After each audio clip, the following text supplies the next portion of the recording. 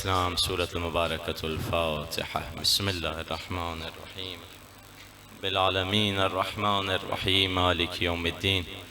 إياك نعبد وإياك نستعين. اهدنا الصراط المستقيم صراط الذين أنعمت عليهم غير المغضوب عليهم ولا الضالين. بسم الله الرحمن الرحيم. قل هو الله أحد الله الصمد لم يلد ولم يولد ولم يكن له كفوا أحد. بسم الله الرحمن الرحيم. قل هو الله أحد الله الصمد لم يلد ولم يولد ولم يكن له كفوا أحد. أعوذ بالله من الشيطان اللعين الرجيم. بسم الله الرحمن الرحيم. الحمد لله رب العالمين. الحمد لله كما هو أهله، والصلاة والسلام على سيد المرسلين وخاتم النبيين أبي القاسم محمد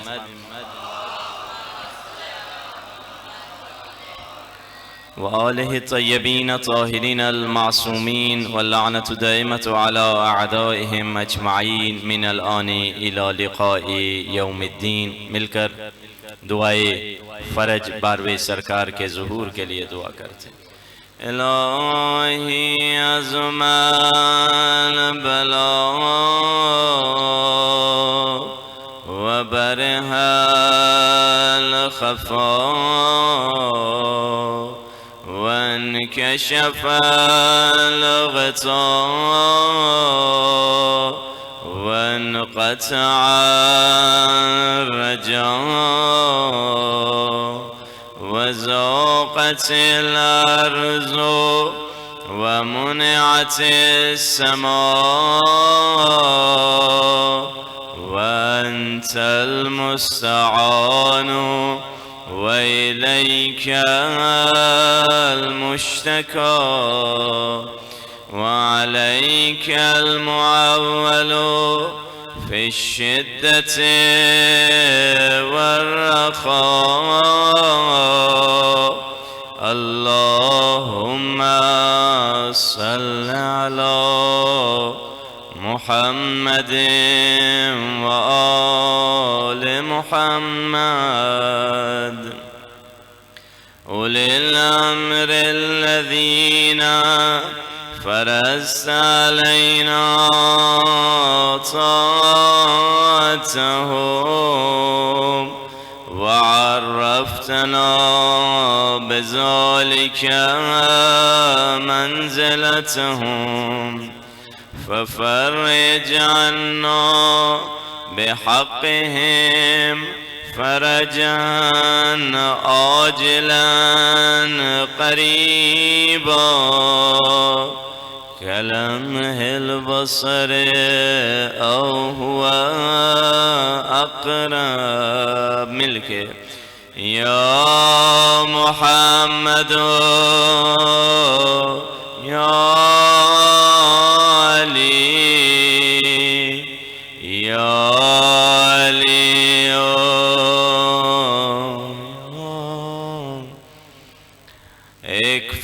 اکفیانی فإنکما کافیان وانصرانی فإنکما ناصران. اٹھ کے اپنے مولا کو سلام. یا مولانا یا صاحب الزمان الغوث الغوث أدركني أدركني أدركني الساعة الساعة الساعة العجل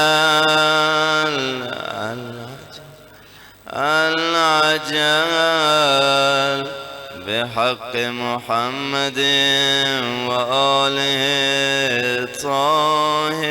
الطاهرين. صلوات.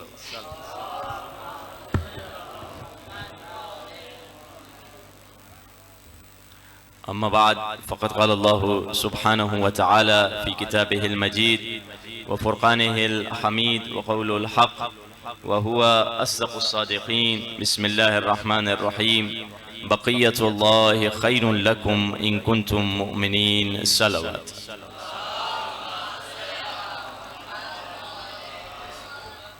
خداوند متعال کا لاکھ لاکھ مرتبہ شکر کرتے ہیں. خدا نے ہمیں توفیق دی کہ زندگی میں اپنے وقت کو اس جنت کے ٹکڑے میں خرچ کرنے کے لیے آئیں. یہ جگہ جنت کا ٹکڑا ہے، جنت سے کم نہیں. کیونکہ آیت اللہ بہجت سے جب کسی نے کہا کہ میں مجلس میں جا رہا ہوں، کہا یہ نہ کہو مجلس میں جا رہا ہوں، یہ کہو جنت کے ٹکڑے میں جا رہا ہوں. کیونکہ یہاں وہ جگہ ہے جو جنت سے زیادہ افضل ہے، کیونکہ یہ وہ جگہ ہے جہاں مالکان جنت تشریف لاتے ہیں. جہاں علی علی ہو اسے جنت کہتے ہیں. دلیل میں حدیث رسول ہے. رسول اللہ نے فرمایا جنت کے دروازے پر ایک زنجیر لٹکی ہوئی ہوگی. جب جنتی اپنے پڑوسی دوست کے گھر پہ جانا چاہے گا تو زنجیر سے دروازہ کھٹکھٹائے گا تو زنجیر سے آواز آئے گی یا علی یا علی یا علی کی آواز آئے گی. عجیب ہے. علامہ طباطبائی سے کسی نے پوچھا قبلہ میں جنت میں جاؤں، دروازہ میں کھٹکھٹاؤں اور جنت سے یا علی کی آواز کیوں آئے؟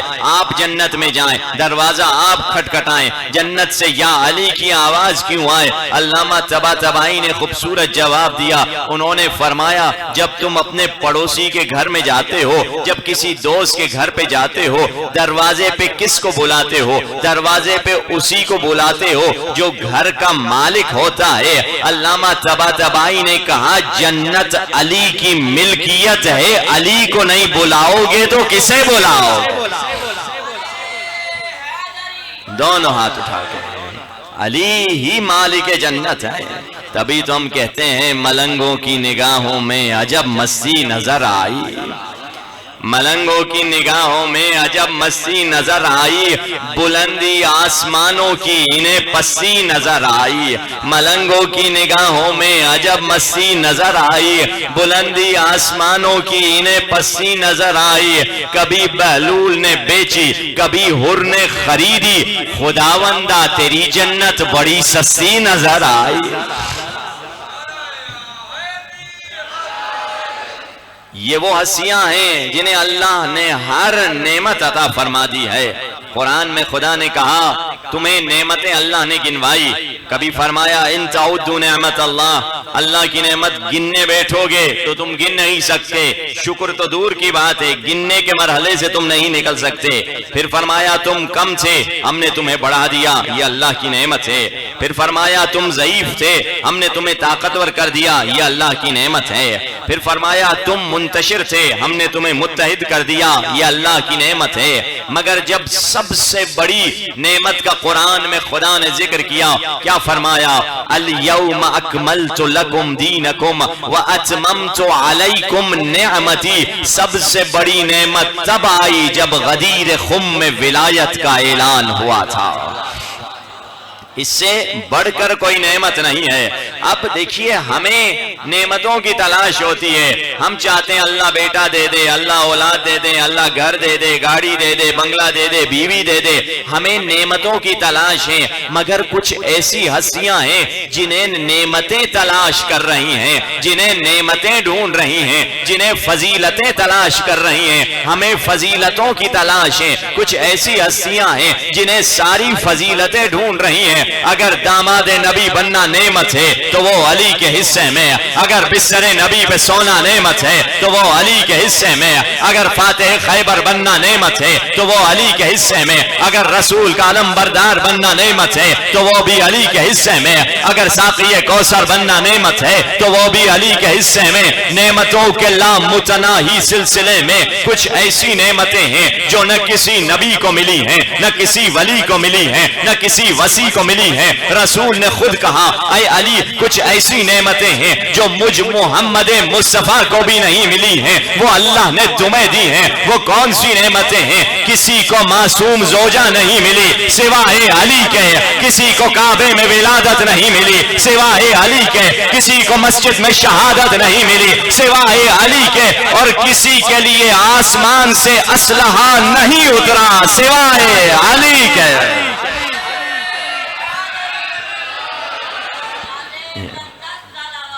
اللہم صلی اللہ کہ ساری نعمتیں علی کے حصے میں ہیں۔ اب سوال یہ ہے کہ علی کو نعمتوں کی تلاش تھی یا نعمتوں کو علی کی تلاش تھی؟ علی کو نعمتوں اور فضیلتوں کی تمنا تھی یا فضیلتوں کو علی کی تمنا تھی؟ رسول نے فرمایا کل اسے علم دوں گا جو کرار ہوگا، جو غیر فرار ہوگا، جو بھاگنے والا نہیں ہوگا، یا آج کل لفظ بدل گیا ہے جو تشریف لے جانے والا نہیں ہوگا۔ آج کل بھاگنے کی جگہ پر تشریف لے جانے کا لفظ استعمال ہوتا ہے۔ اور ایک صاحب تھے جو پوری رات دعائیں کر رہے تھے کل مجھے علم مل جائیں، مگر علی نے تو دعا نہیں کی۔ اگلے دن رسول نے ناد علی پڑھ کر بتایا علی کو علم کی نہیں، علم کو علی کی تمنا تھی۔ علم کو علی کو علم کی تمنا نہیں، علم کو علی کی تمنا تھی۔ علی علم کے پیچھے نہیں، علم علی کے پیچھے ہے۔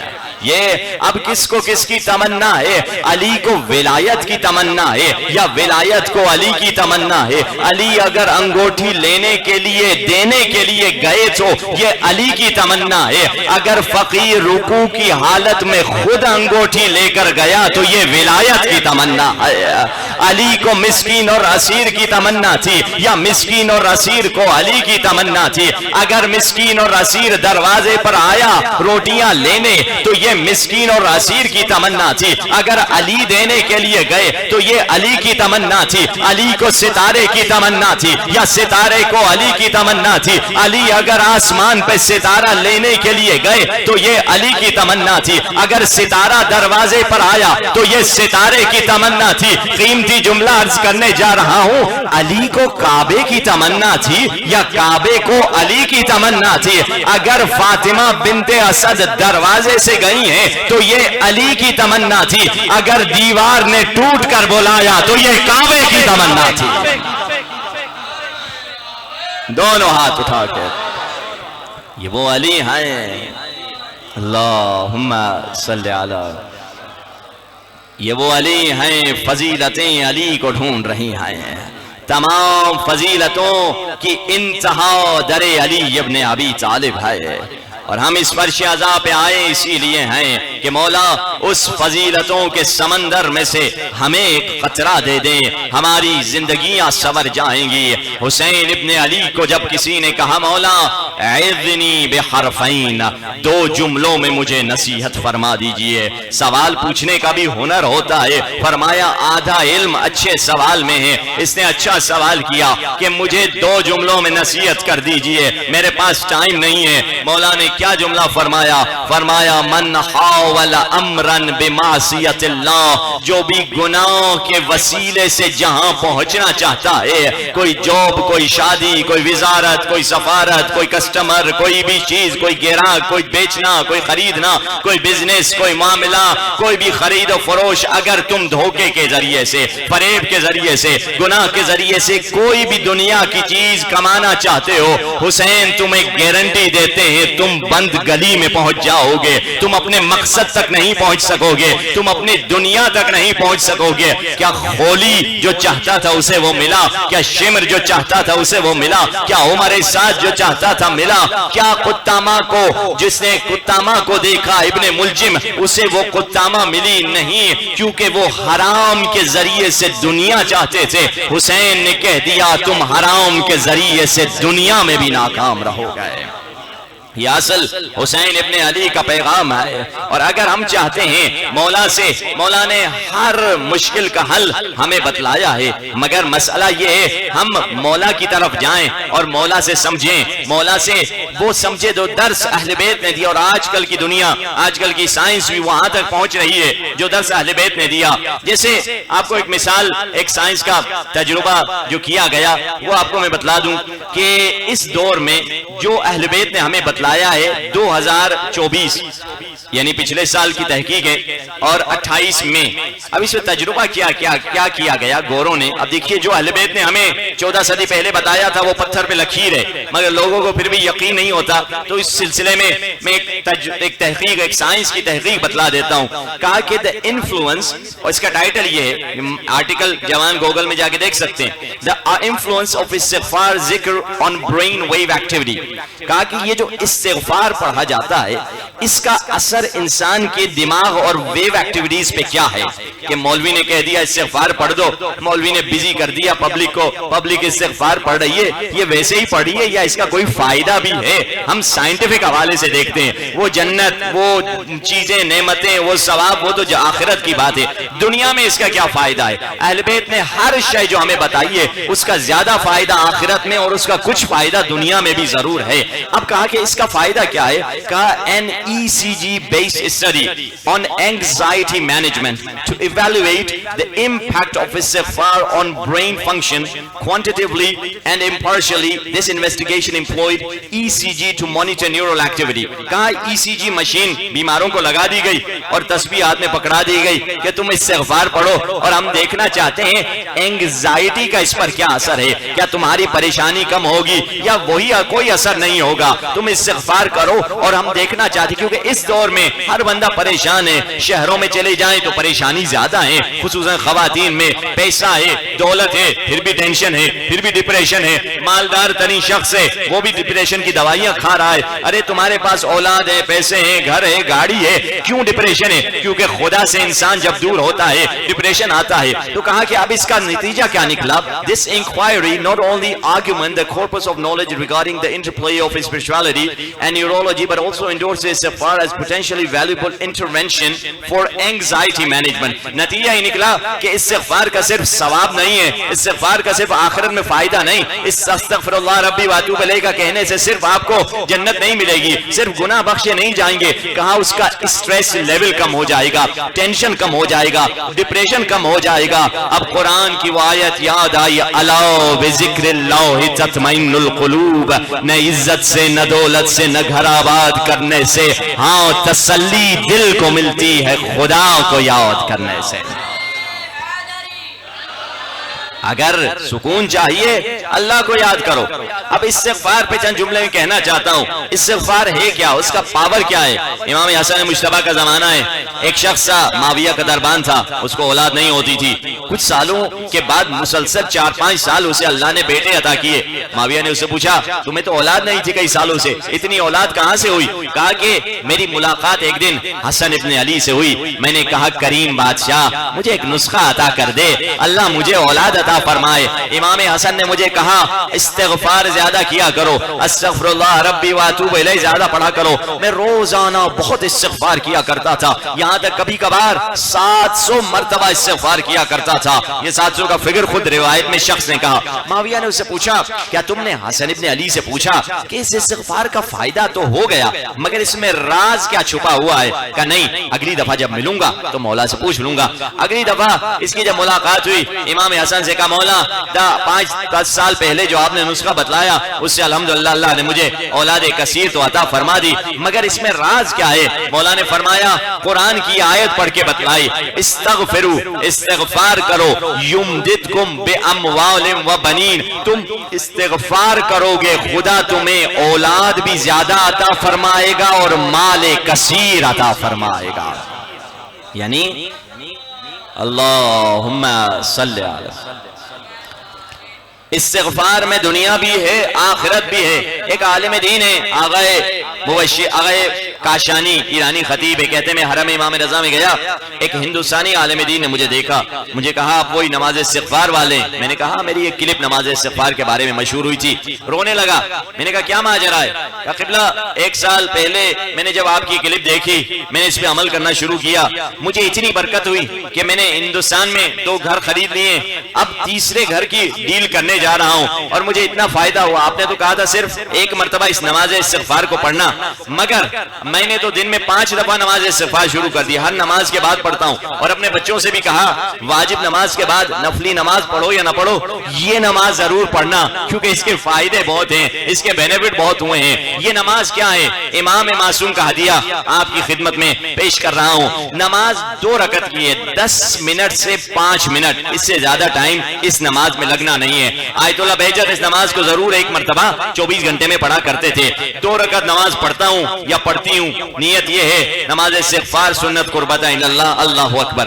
پہلی رکعت میں الحمد کے بعد انا انزلنا، دوسری رکعت میں بھی الحمد کے بعد انا انزلنا، مگر انا انزلنا کے بعد قیام کی حالت میں آپ نے 15 دفعہ استغفر اللہ ربی واتوب الیہ کو پڑھنا ہے۔ پھر رکوع میں گئے، رکوع کے ذکر کے بعد یعنی سبحان ربی العظیم و بحمدہ صلوات کے بعد 10 دفعہ استغفر اللہ ربی واتوب الیہ پڑھنا ہے۔ پھر اٹھے سمع اللہ لمن حمدہ، پھر آپ نے 10 دفعہ استغفر اللہ ربی واتوب الیہ پڑھنا ہے۔ پھر سجدے میں گئے سبحان ربی الاعلی و بحمدہ صلوات، پھر آپ نے 10 دفعہ استغفر اللہ ربی واتوب الیہ پڑھنا ہے۔ پھر اٹھے 2 سجدوں کے درمیان 10 مرتبہ استغفر اللہ ربی واتوب الیہ پڑھنا ہے۔ پھر سجدے میں گئے، سجدے کا ذکر کیا سبحان ربی الاعلی و بحمدہ صلوات اور 10 دفعہ استغفر اللہ ربی واتوب الیہ۔ پھر آپ اٹھے دوسرے سجدے کے بعد 10 مرتبہ استغفر اللہ ربی واتوب الیہ، یہ 1 رکعت ہو گئی۔ بالکل اسی طرح دوسری رکعت، بس یہ فرق یہ ہے کہ پہلی مرتبہ جب قیام کی حالت میں 1 مرتبہ انا انزلنا کے بعد جب آپ استغفر اللہ پڑھیں گے وہ 15 دفعہ پڑھنا ہے، باقی ہر عمل کے بعد 10 مرتبہ پڑھنا ہے، یعنی ٹوٹل آپ 150 مرتبہ استغفار پڑھیں گے۔ یہ 10 منٹ کا ٹائم لے گا۔ اگر آپ کو اور چھوٹا کرنا ہے، 5 منٹ والی نماز چاہیے، وہ بھی ہے، کہا کہ استغفر اللہ ربی واتوب الیہ کے بجائے بس پڑھو استغفر اللہ استغفر اللہ استغفر اللہ، اس کا بھی وہی اثر ہے، مختصر نماز ہے، دنیا بھی آباد اور آخرت بھی آباد ہو جائے گی۔ یہ وہ نماز ہے جو نماز استغفار ہے، مگر استغفار ایک عمل ہے، ایک ذکر ہے، مگر اس ذکر کو عملی صورت ہونی چاہیے۔ یہ نہیں کہ میں استغفار بھی کروں اور ساتھ میں حرام بھی کھاؤں، ساتھ میں رزق روزی بھی پاک نہیں۔ اسی لیے دیکھیے سب سے اہم چیز جو امام حسین نے کربلا میں بتلائی اور اہل بیت نے ہمیں بتلایا، اگر امام زمانہ کی معرفت چاہیے اس کی شرط اول یہ ہے، استغفار ایک عمل ہے مگر ایک فعل ہے اور ایک ذکر ہے، مگر اس کے ساتھ اگر انسان کا کردار صحیح ہو پھر اثر کرے گا استغفار، ساتوں اعضاء پاک ہو، رزق روزی پاک ہو، حرام سے انسان بچتا ہو، تب جا کے یہ استغفار اثر کرے گا۔ تبھی 2 دوست سے دونوں نے عمل کیا امام زمانہ کی زیارت کے لیے، ایک بندے کو امام زمانہ کی زیارت ہوئی، دوسرے دوست کو امام زمانہ کی زیارت نہیں ہوئی۔ استاد کے پاس گئے، استاد سے پوچھا ہم دونوں نے سیم عمل کیا تھا۔ استاد نے کہا تم دونوں نے عمل تو سیم کیا تھا، مگر تم کو کیوں امام زمانہ کی زیارت نصیب نہیں ہوئی؟ کیونکہ جہاں سے تو گندم لیتا ہے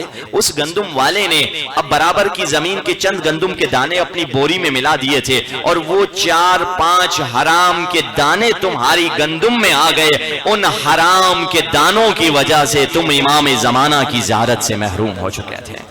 یہ حرام کا اثر ہے، حرام انسان کو امام سے دور کر دیتا ہے۔ حرام کی کمائی، چاہے وہ سمجھتے ہیں حرام کی کمائی صرف سور کھانا، شراب پینا یا چوری کرنا ہے، ہاں یہ بھی حرام کی کمائی ہے، مگر دوسری بھی حرام کی کمائی ہے۔ جو لوگ اپنی زمینوں کا زکوٰۃ نہیں دیتے، ان کا اٹھنا پہننا، کپڑے، ان کے سارا لباس حرام کا ہے۔ جو لوگ خمس نہیں دیتے ان کا بھی جینا مرنا سونا اٹھنا بیٹھنا وہ سب حرام کا ہے۔ جو لوگ بہنوں کا حق ادا نہیں کرتے یہ بھی حرام کی کمائی ہے، ان کا بھی اٹھنا بیٹھنا حرام ہے۔ جو لوگ بیوی کا حق مہر ادا نہیں کرتے کہ کس نے ادا کیا ہے وہ بھی حرام کی کمائی ہے۔ یا جو لوگ ان بینکوں میں کام کرتے ہیں جو سود والی بینکیں ہیں یہ بھی حرام کی کمائی ہے۔ حرام کی کمائی انسان کو کینسر کی طرح اندر سے ختم کر دیتی ہے۔ آپ سے پوچھتا ہوں گاڑی میں پیٹرول کی جگہ پانی ڈالیں گے گاڑی چلے گی؟ اگر آپ حرام کرنے والا پیٹ میں ڈالیں گے پھر یہ جسم نیکی کی طرف نہیں اس کا شوق گناہ کی طرف بڑھتا چلا جائے گا۔ کیونکہ یہ ہمارا فیول ہے، یہ ہمارے جسم کا پیٹرول ہے، اور اس کا اثر معنویت پر ہے۔ امام حسین نے کتنی تبلیغ کی، مگر تبلیغ کے بعد جب اثر نہیں ہوا، آخر امام حسین نے کہا یزیدیو جانتے ہو میرے جملے کا اثر تم پر کیوں نہیں ہو رہا؟ کیونکہ تمہارے پیٹ میں حرام بھرا ہوا ہے۔ حرام کا نوالا انسان کو تباہ کر دیتا ہے۔ عجیب ہے، ایک جملہ مولا نے کربلا میں یزیدیوں سے کہا تھا، ایک جملہ حسینیوں سے بھی کہا تھا۔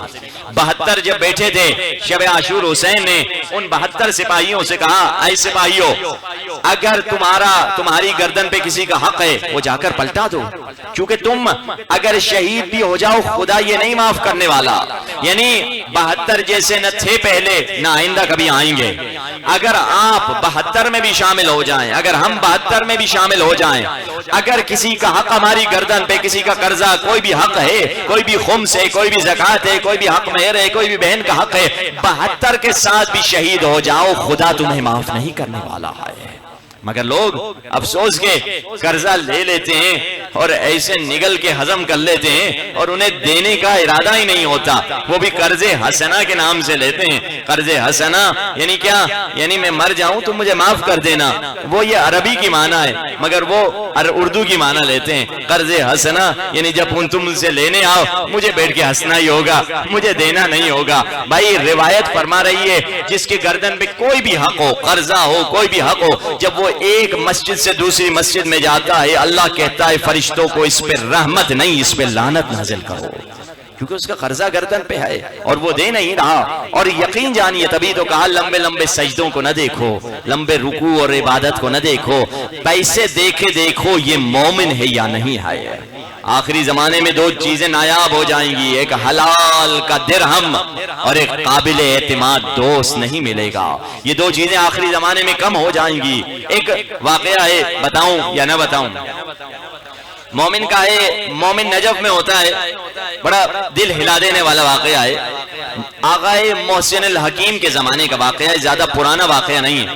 آقا محسن الحکیم یعنی وہ ہیں جن کے امام خمینی نے ملاقات کی، باتیں کی، زیادہ سے زیادہ 50 سال 60 سال پرانا واقعہ ہوگا۔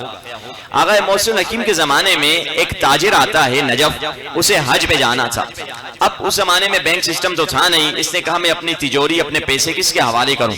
کہا گیا نجف میں ایک بندہ ہے جس کا نام ہے محمد امین، اس کا نام محمد ہے مگر کیونکہ وہ اتنا نیک ہے اس کا نام ہی امین پڑ گیا ہے، ٹرسٹ وردی ہے، اور وہ آقا محسن الحکیم کا رائٹ ہینڈ ہے۔ آقا محسن الحکیم جیسے اس زمانے میں اس زمانے کے سمجھیے رہبر معظم یہ مقام تھا، کہا بہت اچھا ہے، وہ آقا محسن الحکیم کا رائٹ ہینڈ، سارے پیسے اس کو دے دیے اور ان سے کہا لکھوا بھی دیا، کہا انشاءاللہ میں آؤں گا حج کر کے آپ سے پیسے لے لوں گا۔ اب یہ حج کر کے جب واپس آیا دیکھا محمد امین کہاں ہے، بتایا لوگوں نے وہ تو مر گیا ہے۔ اسے تسلی تھی نیک بندہ تھا، اس نے ضرور میرا لکھا ہوگا۔ اس کے بیٹے کے پاس گیا، کہا آپ کے والد صاحب نے میرے بارے میں لکھا ہے، اس نے ڈائری چیک کی، کہا نہیں میرے باپ کے بارے میں کچھ نہیں لکھا ہوا۔ یہ بیچارہ پریشان چلا گیا آقا محسن الحکیم کے پاس، قبلہ آپ کی وجہ سے ہم نے اتنی بڑی رقم، وہ بھی کم رقم نہیں تھی جس سے آپ پورا شہر خرید سکتے ہیں، یہ مالدار بڑا بزنس مین تھا، کہا کہ آپ کی وجہ سے ہم نے رقم آپ کے بندے کو دی، وہ بندہ تو مر گیا ہے اور بیٹے کو وصیت کر کے نہیں گیا۔ آقا محسن الحکیم کہتے ہیں میں تجھے ایک عمل سکھاتا ہوں، یہ عمل کر لو، جا کے وادی السلام میں یہ عمل کرنا، کیونکہ روایت کہتی ہے مومنوں کی روحیں وادی السلام میں جاتی ہیں اور اس کی روح ظاہر ہوگی، اس کی روح سے پوچھ لینا۔ اب واقعے میں یہ عمل نہیں لکھا ہوا، ویسے بہت سارے اور اعمال مفاتیح الجنان میں ہیں کہ اپنے مرحومین کو دیکھنے کے لیے، تو یہ شخص وہ لے کر جاتا ہے، عمل وادی السلام میں عمل کرتا ہے۔ رات کے ٹائم ایک فرشتہ ظاہر ہوتا ہے، کس سے کام ہے؟ کہ مجھے محمد امین سے کام ہے، تو وہ چیک کرتا ہے، پتہ نہیں کیسے چیک کرتا ہے، کمپیوٹر میں لگاتا ہے محمد امین ٹک ٹک ٹک کر کے، کہا نہیں یار اس کا نام نہیں نکل رہا، ذرا اسپیل صحیح بتاؤ، MU ہے MO ہے کیا ہے، ذرا غلط بتا رہے ہو۔ اس نے جو بتایا کہا نہیں نکل رہا، محمد امین ہے ہی نہیں، پریشان بیچارہ۔ کہا واپس آیا اگلے دن آقا محسن الحکیم کے پاس، قبلہ وہ آپ نے عمل بتایا، ہم نے عمل کیا، بندہ تو نہیں نکلا۔ جیسے یہ کہا محسن الحکیم کے چہرے کا رنگ بدل گیا، کہا قبلہ کیا ہوا، طبیعت تو ٹھیک ہے؟ کہا روایت کہتی ہے مومنوں کی روحیں وادی السلام جاتی ہیں، گنہگاروں کی روحیں وادی برہوت چلی جاتی ہیں۔ اگر یہ ادھر نہیں تھا اس کا مطلب یہ ادھر ہے، مگر مسئلہ یہ بندہ اپنی سنت نماز شب نہیں چھوڑتا تھا، یہ ادھر کیا کر رہا ہے وادی برہوت میں؟ اور وہ بھی ہمارا قریب ترین بندہ. کہا قبلہ وہ ہمیں پتہ نہیں, میرے پیسے کا مسئلہ بتا دیجیے کیا کروں. کہا یہی عمل تمہیں وادی البرہوت میں جا کے یمن میں کرنا ہوگا. اب پیسے 2-4 روپے کی تو بات نہیں تھی, خربوں کی بات تھی. چلا گیا بیچارہ یمن میں, عمل کیا. پھر فرشتہ کوئی ظاہر ہوا, کیا کام ہے؟ کہا مجھے محمد امین سے کام ہے. جیسے نام لگا, ہاں یہ بندہ ادھر ہے, تو جلدی سے کہا لے کے آؤ. 2 فرشتے ایک زخمی بندے کو گھسیٹ کر لے کر آ رہے ہیں, اور کہا محمد امین نے. کہا یہ محمد امین. کہا میرے پیسے کہاں رکھیں؟ کہا رقم بڑی تھی, مجھے خوف ہوا کہ میرا بیٹا کہیں وہ پیسے اٹھا نہ لے, تو میں نے فلاں جگہ درخت کے نیچے دفنائی تھی, وہ دفنا کے رکھے وہ پیسے, مجھے پتا نہیں تھا مر جاؤں گا اور موت میری واقع ہو گئی, اسی لیے تمہیں تکلیف ہوئی. کہا ٹھیک ہے. تو اس نے پوچھا یہ تو ٹھیک ہے, میرے پیسے کا مسئلہ حل ہو گیا, مجھے یہ بتاؤ کہ تمہیں ادھر کیا کر رہے ہو, ادھر فرشتے کیسے لے کر آئے؟ اور فرشتے اتنی جلدی اسے لے کر جا رہے تھے کہ فوراً فرشتے اسے لے کر چلے گئے. اس کی پیٹھ میری طرف تھی, اسے بس ایک موقع ملا ایک جملہ کہنے کا. اس نے بس مجھے کہا خدا بچائے نجف کے کسائیوں سے. اگلے دن وہ آیا, 2-3 دن کے سفر کر کے نجف, درخت میں کھودا, پیسے اس کے مل گئے, بڑا خوش ہوا, مٹھائی لے کر آقا موصل حکیم کے پاس پہنچ گیا. قبلہ آپ نے جو عمل بتایا اس نے اپنا نتیجہ نکالا اور میرے تو پیسے مل گئے, میرا تو مسئلہ حل ہو گیا, میں جا رہا ہوں. آقا موصل حکیم نے کہا ٹھہرو, تمہارا تو مسئلہ حل ہوا, میرا مسئلہ تو حل کر دو. یہ بندہ وادی برہوت میں کیا رہا ہے, یہ تو وادی سلام والا بندہ تھا. آقا اس نے کہا کہ قبلہ اس کو ٹائم نہیں تھا, فرشتے اسے گھسیٹ کے لے کر گئے. اس نے بس ایک جملہ مجھے کہا کہ خدا بچائے نجف کے کسائیوں سے. آقا موصل حکیم نے کہا کافی ہے, تمہارا جملہ مجھے مل گیا. اپنے سیکرٹری سے کہا, اپنے خادم جو بھی تھے ان کو کہا کہ بھائی کل تمام نجف کے کسائیوں سے ہماری ملاقات ہے. بالکل ایسے ہی کہ کل رہبر معظم کہیں کہ کل آپ کے علاقے کے کسائیوں سے رہبر کی ملاقات ہے, تو سب بھاگتے ہوئے جائیں گے کہ ہم سے ملاقات ہے. تو یہ کسائیوں نے کہا بہت اچھا, ہم چلتے ہیں. سارے کسائی آنے لگے, دروازے پر آغائے موصل حکیم کھڑے ہو گئے. جو کسائی آتا السلام علیکم, وعلیکم السلام, ہاتھ ملاتے ہیں, وہ ہاتھ چومتا کسائی, اور وہ کہتے کہ آپ کو یاد ہے کچھ مہینے پہلے ہمارا جو بڑا معتمد تھا محمد امین جو مر گیا. کہا جی قبلہ بڑی خدمات تھی اس کی, بڑے مومن تھے. چلو یہ بندہ گیا. دوسرا بندہ آیا, السلام علیکم, وعلیکم السلام, کیسے ہیں, ٹھیک ہیں, جی آپ کو یاد ہے ہمارے معتمد محمد امین سے؟ کہا ہاں قبلہ وہ تو بڑی شخصیت تھی, کیا پرسنالٹی تھی, چلے آنگے تھے. ایک بندہ آیا, ان سے انہوں نے کہا السلام علیکم, وعلیکم السلام, آپ ہمارے معتمد کو جانتے ہیں؟ اس کی شکل بگڑ گئی. اس نے کہا قبلہ وہ بندہ تو آپ کا تھا مگر ٹھیک نہیں تھا. موصل حکیم سمجھ گئے, کلو مل گیا, بندہ مل گیا, اس کا اس سے جھگڑا ہے. جس بندے کی تلاش تھی وہ بندہ مل گیا. اسے بٹھایا, اس سے پوچھا تیرا کیا جھگڑا ہے اس سے؟ وہ تو بیچارہ شریف بندہ تھا, نہ کسی سے جھگڑا نہ مال, امین بندہ, ٹرسٹ وردی, تم کیا اس کے گلا کر رہے ہو؟ کہا قبلہ میں تو کسائی ہوں, میرا ایک کسٹمر تھا جو نجف سے آتا تھا, بڑی تعداد میں ملینر تھا. ایک کویت سے میرا کسٹمر آتا تھا, کیوں کویت اور عراق کا بارڈر ملا ہوا ہے. کویت سے کسٹمر آتا تھا اور میرے سے بڑی تعداد میں مویشی بکریاں خرید کے جاتا تھا. کئی پرانا میرا گراہک کسٹمر تھا. ایک دن اس نے مجھے کہا میں نے تمہاری جوان بیٹی کو دیکھا ہے, میرا بیٹا بھی جوان ہو گیا ہے, میں نے تمہاری بیٹی کو اپنے بیٹے کے لیے پسند کر دیا, تو چلو شادی کر لیتے ہیں. کہا ٹھیک ہے. میں نے بھی کہا اچھی فیملی ہے, مالدار فیملی ہے. افسوس کہ بعض لوگ پیسہ دولت دیکھ کر بہت جلدی امپریس ہو جاتے ہیں, جبکہ ایمان کو دیکھنا چاہیے شادی کے موقع پر. پیسہ اور وغیرہ دولت حسن بات کی بات. کہا میں نے کہا ٹھیک ہے ڈن ہے, مگر اس نے کہا 1 ہفتے کا ٹائم دے دو, تم بھی تحقیق کرو ہمارے بیٹے کے بارے میں, ہم بھی تحقیق کریں گے تمہاری بیٹی کے بارے میں اور تمہارے خاندان کے بارے میں, محلے والوں سے پوچھیں گے. ٹھیک ہے. اب یہ کویتی تاجر پوچھتا پوچھتا پہنچا محمد امین کے گھر پہ. درواز لوگوں نے کہا یہ بڑا ٹرسٹ وردی, بڑا معتمد, اعتمادی, اعتباری بندہ ہے, اسی سے پوچھ لو. محمد امین سے جا کے پوچھا کہ آپ ان کسائی کو جانتے ہیں؟ اور اسی دن محمد امین نے اس سے کوئی گوشت لیا تھا, اور اس نے کوئی گوشت تازہ نہیں دیا تھا, اچھا گوشت نہیں تھا, اسے پرانا غصہ چڑھا ہوا تھا. اور اسی دن یہ آ گیا سوال کرنے کے بھائی آپ بتائیے یہ کیسا بندہ ہے. اس نے جیسے سنا وہ کسائی کہا استغفر اللہ ربی واتوب الیہ, کوئی غیبت نہیں کی، بس کہا استغفر اللہ ربی واتوب الیہ۔ یہ کوئی تھی تاجر سمجھا استغفر اللہ ربی واتوب الیہ کی کئی معنی ہو سکتی ہیں، پتہ نہیں وہ شرابی ہے، پتہ نہیں وہ پاک دامن اس کی بیٹی نہیں، پتہ نہیں وہ کیا گناہ کرتا ہے، پتہ نہیں وہ چور ہے، پتہ نہیں دو نمبری ہے، وہ بھی کون؟ محمد امین کہہ رہا ہے۔ کہا اس نے رشتہ توڑ دیا، اسی لیے کس کے لیے؟ اس نے بس کہا استغفر اللہ ربی واتوب الیہ۔ کوئی بڑی بڑی غیبتیں جو ہم کرتے ہیں وہ نہیں کیے، تو ایک مرتبہ اس رشتے کے ٹوٹنے کی وجہ سے ابھی تک میری بیٹی بیچاری ایموشنل دھچکے میں ہے، اور وہ رشتہ تو ٹوٹ گیا ہے، اور اس کا سبب یہ صاحب تھے جو محمد امین آپ کے معتمد تھے۔ آغا محسن حکیم اٹھتے ہیں، اس قصائی کی برادری سے کہتے ہیں آپ ہی کی برادری کا بندہ ہے، اس کی بیٹی ہے، میں نکاح پڑھنے کو تیار ہوں، ہے کوئی جوان جو ان کی بیٹی سے شادی کرے؟ ایک جوان اٹھ جاتا ہے اور کہتے ہیں آپ کو یہ بندہ پسند ہے؟ جانتے ہیں؟ ہاں جانتے ہیں۔ تو کہا اگلے دن انہوں نے نکاح پڑھ دیا آغا محسن حکیم کا اس لڑکی کا اس لڑکے کے ساتھ، اور اس سے کہا بھائی اسے معاف کر دو تاکہ یہ وادی برہوت سے نکل کر وادی سلام میں آ جائے۔ اس نے بڑا گناہ نہیں کیا تھا، اس نے کوئی بہت بڑی لمبی چوڑی تہمت یا غیبت نہیں لگائی تھی، بس کہا تھا استغفر اللہ ربی واتوب الیہ، اور اس کی کئی معنی ہو سکتی ہیں۔ تبھی تو قرآن کی آواز آئی فَمَن يَعْمَلْ مِثْقَالَ ذَرَّةٍ خَيْرًا يَرَهُ وَمَن يَعْمَلْ مِثْقَالَ ذَرَّةٍ شَرًّا يَرَهُ۔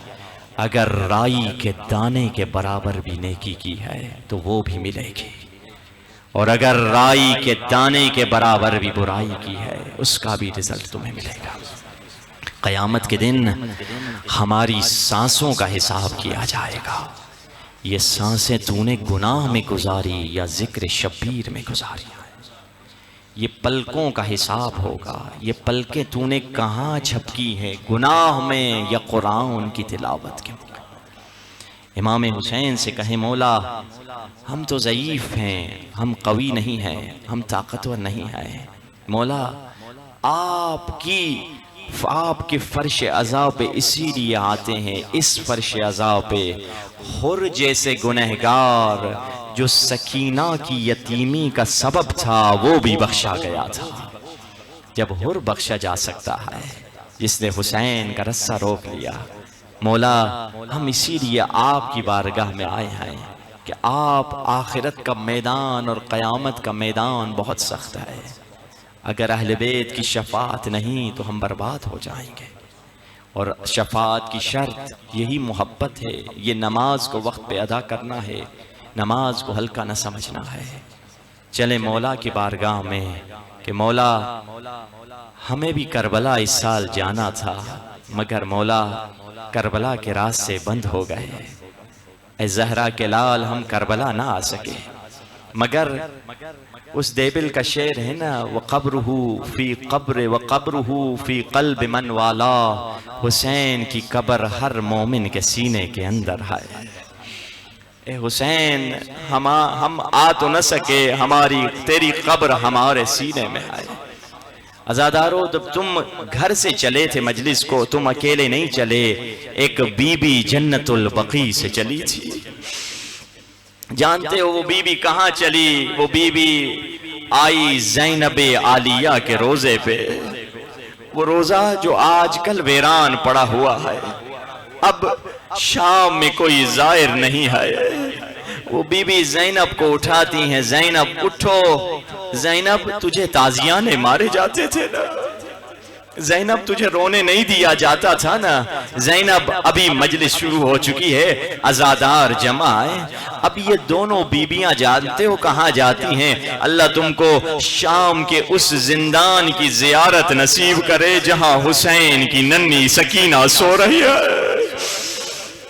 یہ دونوں بیبیاں سکینہ کو اٹھانے جاتے ہیں، سکینہ اٹھو مجلس شروع ہو گئی ہے بابا کی۔ اب یہ تینوں بیبیاں مجلس میں آتی ہیں، میں اپنی ماں بہنوں سے کہوں گا ادب سے بیٹھنا، کہیں برابر میں فاطمہ زہرا نہ ہو، کہیں برابر میں زینب عالیہ نہ ہو۔ اب عزادارو جب مصائب کی منزل شروع ہوتی ہے، آپ تڑپ تڑپ کے جب روتے ہیں تو ایک مرتبہ سکینہ پپھی سے ایک سوال کرتی ہے۔ عزادارو بڑے خوش قسمت بیٹھے ہو، اپنے مقام اور رتبے کو سمجھنا۔ سکینہ پپھی سے پوچھتی ہے، پپھی اماں یہ کون ہے جو میرے بابا پہ تڑپ تڑپ کے رو رہے ہیں؟ بی بی سکینہ کہتی ہے بیٹا یہ تیرے بابا کے عزادار ہیں. بی بی سکینہ پوچھتی ہے پھپھی اماں یہ کربلا میں کہاں تھے جب میرا بابا علی اصغر کے لیے پانی مانگ رہا تھا؟ السلام علیکہ یا ابا عبداللہ، السلام علیکہ یا ابن رسول اللہ، السلام علیکہ یا ابن امیر المؤمنین وابن سید الوسیع، السلام علیکہ یا ابن فاطمہ سیدت نساء العالمین.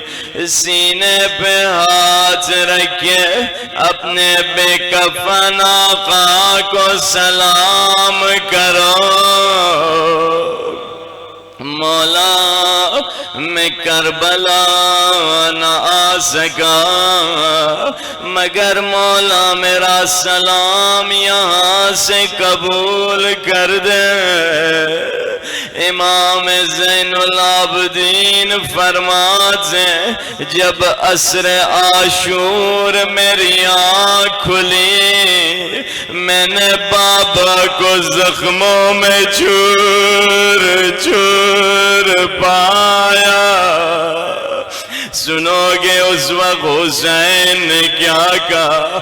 اس وقت میرے بابا نے کہا سجاد میرے شیعوں کو میرا سلام دینا، زخموں میں زہرا کا لال تمہیں یاد کر رہا ہے. اور اگلا جملہ وہ بابا نے تڑپانے والا کہا جب میرے شیعوں کو مجھ پہ رونے کا دل کرے انہیں کہہ دینا انا قتیل العبرات. سنو گے ترجمہ تڑپ جاؤ گے. انہیں کہہ دینا مجھے تڑپا تڑپا کے مارا. کبھی علی اکبر سے تڑپایا، آج ماتم بھی کرتے جا رہے تھے بھی جا.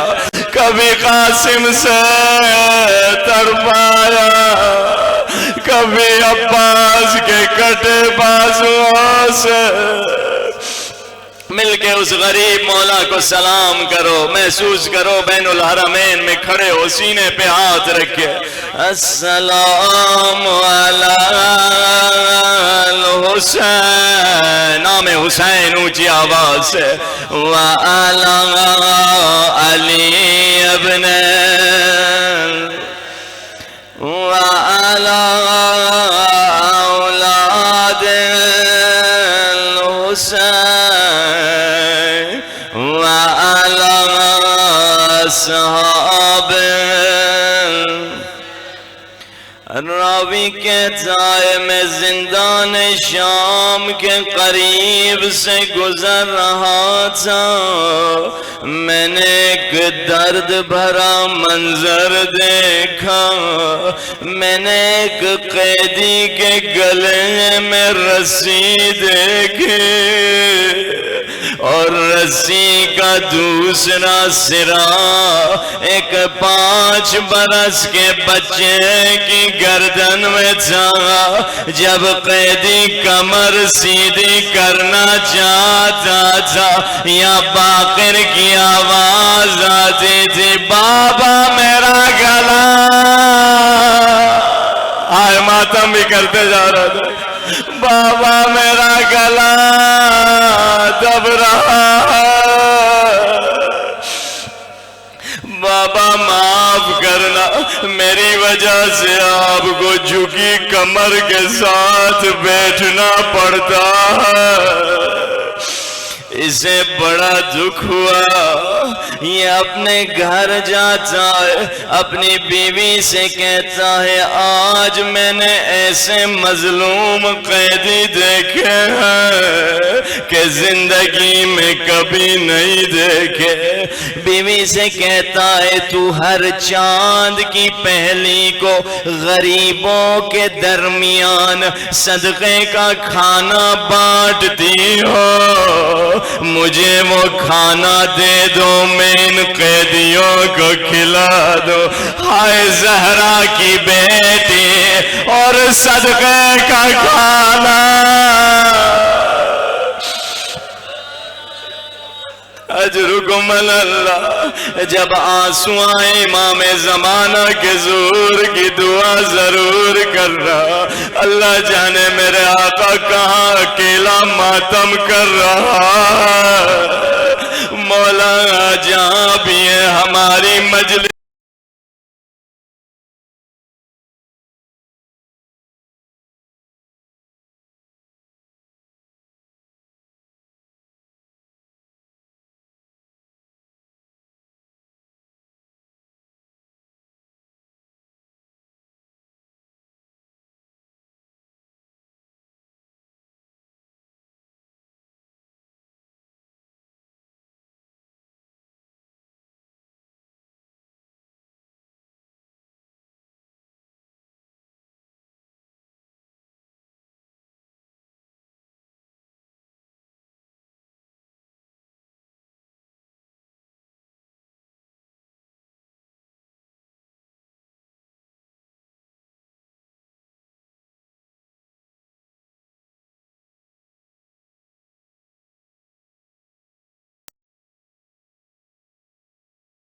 مولا کو بلائے۔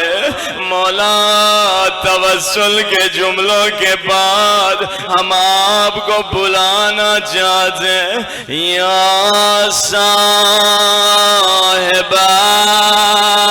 زمان۔ مل کے ہاتھوں کو اٹھا کے جیسے فقیر بادشاہ کے گھر پہ آ کر بکھاری بن کے مولا سے مانگو، اے مولا بکھاری آئے ہوئے ہیں، سب سے بڑی دعا ظہور کی ہے، بے گناہ فلسطین میں بچیاں ذبح ہو رہی ہیں، مولا مسلمان کا خون پانی کی طرح سستا ہو گیا ہے، مولا کو بلائیں، یا صاحب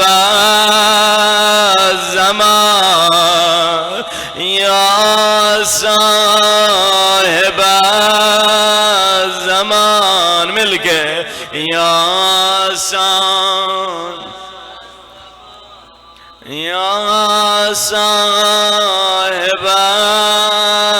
زمان، یا صاحب زمان۔ مولا آپ سے گزارش ہے، ہم فقیروں کی مجلس پہ نظر کر دیجئے، ہماری زندگی بدل جائے گی۔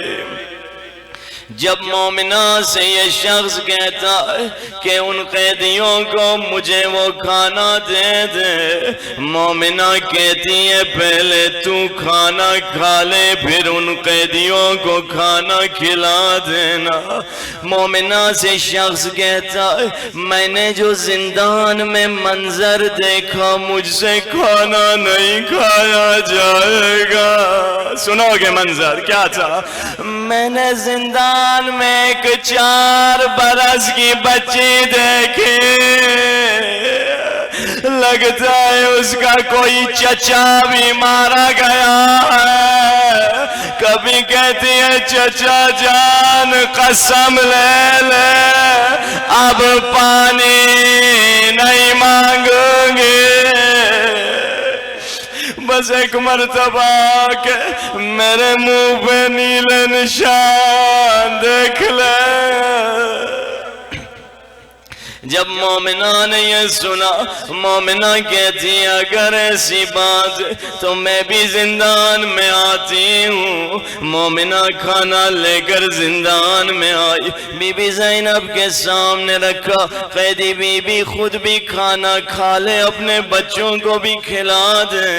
بی بی زینب نے پوچھا کیسا کھانا ہے؟ مومنہ نے کہا یہ صدقے کا کھانا ہے۔ زینب کا دل الٹ پلٹ گیا، میں علی کی بیٹی اور صدقے کا کھانا۔ بی بی نے کہا ہم صدقے کا کھانا نہیں کھاتے۔ مومنہ نے کہا قیدی بی بی نہ گھبرا، یہ کسی معمولی انسان کا صدقہ نہیں ہے، یہ تو میرے مولا حسین کا صدقہ ہے۔ جیسے حسین کا نام آیا، زندان کے کونوں میں بیٹھے ہوئے بچوں نے کہا ہائے مظلوم حسین، ہائے غریب حسین۔ مومنہ بھی نہ سمجھی، بی بی زینب نے پوچھا حسین کا صدقہ کیوں دیتی ہو؟ کہتی ہے بی بی ایک زمانہ تھا، مولا علی کی حکومت کا زمانہ تھا، ہم کوفے میں رہتے تھے، اللہ نے میری ماں کو بیٹے تو دیے تھے مگر بیٹی نہیں دی تھی۔ میری ماں بی بی زینب کے پاس جاتی ہے، اے وارث چادر تطہیر بی بی تو دعا کر اللہ مجھے ایک بیٹی عطا کرے۔ بی بی زینب کے صدقے میں خدا سب کی مرادیں قبول فرمائے، جو حاجتیں لے کر آیا۔ کہا اس مومنہ نے اے قیدی بی بی زینب نے دعا کی میں پیدا ہوئی، اب یہ کھانا لانے والی فخر سے بی بی زینب کے کاندھے پر ہاتھ رکھ کے کہتی ہے قیدی بی بی میں زینب کی دعا کا اثر ہو۔ جیسے آپ سن بھی رہے ہیں رو بھی رہے، میری مرشد زادی سن بھی رہی تھی رو بھی رہی تھی۔ بی بی میں پیدا تو ہو گئی مگر اکثر بیمار رہنے لگی، پھر سے میری ماں مجھے بی بی زینب کے پاس لے گئی، آقا زادی آپ کی دعاؤں سے بچی پیدا تو ہوئی مگر بیمار رہتی ہے۔ اس موقع پر میری ماں کو بی بی زینب نے کہا ہر چاند کی پہلی کو میرے حسین کا صدقہ دیا کرو۔ میری ماں وہ صدقہ دیتی آتی تھی، اب ماں مر گئی اب میں صدقہ دیتی ہوں۔ سنو گے بی بی زینب کا جملہ، ماتم کرنا ہے تو اس جملے پہ ماتم کرنا۔ بی بی زینب فرماتی ہے کھانا لانے والی اب صدقہ دینا چھوڑ دے، اور صدقے کے موسم گزر گئے۔ مومنہ تڑپ جاتی ہے، جلال میں آ کے کہتی ہے قیدی بی بی تجھے کھانا نہیں کھانا تو نہ کھا، میرے حسین کو بد دعا تو نہ دے، اللہ میرے حسین کو علی اکبر کے ساتھ سلامت رکھے، اللہ میرے حسین کو عباس کے ساتھ زندہ رکھے۔ جیسے عباس کا نام آیا سکینہ روتی روتی کھڑی ہو گئی، کہاں ہے میرے چچا عباس؟ مومنہ گھبرا گئی، اے بی بی یہ بچی کون ہے جو عباس کو چچا کہہ رہی ہے؟ بی بی زینب نے کہا یہ عباس کی بھتیجی، یہ حسین کی بیٹی ہے۔ زینب نے جب یہ کہا مومنہ نے سر سے پاؤں تک سکینہ کو دیکھا، یہ بچی جس کے کان پھٹے ہوئے ہیں، جس کا کرتا جلا ہوا ہے، جس کے منہ پہ تماچوں کے نشان ہے، اگر یہ سکینہ ہے تجھے تیرے رب کی قسم بتا تو کون ہے؟ اب زینب کیا کہے؟ میں وہی ہوں جس کی دعاؤں سے تو پیدا ہوئی. سر جھکا کے کہا آہستہ آہستہ انا زینب بنت علی، میں وہی زینب ہوں. مومنہ نے کہا اگر تو زینب ہے تیرا حسین کہاں ہے؟ کہا وہ نو کے نیزے پہ زہرا کلا.